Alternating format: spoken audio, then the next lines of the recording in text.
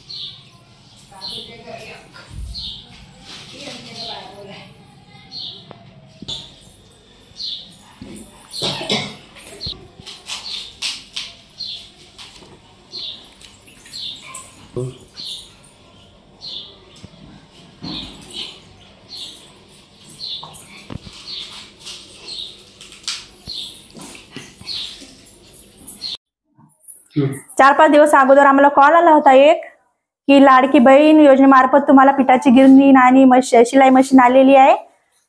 तर मग आम्ही ते कॉल उचलला तर ते म्हणत होता तुम्ही 800 रुपये आम्हाला फोन पे 800 रुपये पाठवा, नंतर तुम्हाला पिठाची गिरणी आणि तुमची मशीन भेटून जाईल।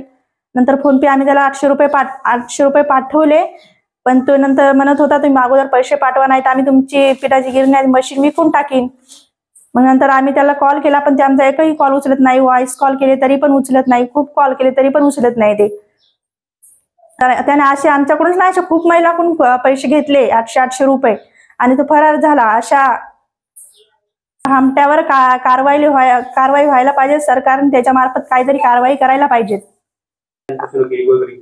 आमचेच 800 रुपये नाहीत, असे खूप महिलांकडून त्याने 800 रुपये घेतले। अशा 800 रुपये मिळून त्याने कितीतरी पैसे असे खूप जमा केले आणि तो फरार झाला।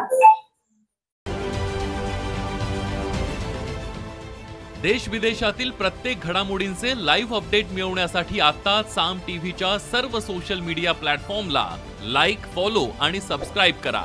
तसंच सर्व नोटिफिकेशनसाठी बेल आयकॉन प्रेस करायला विसरू नका।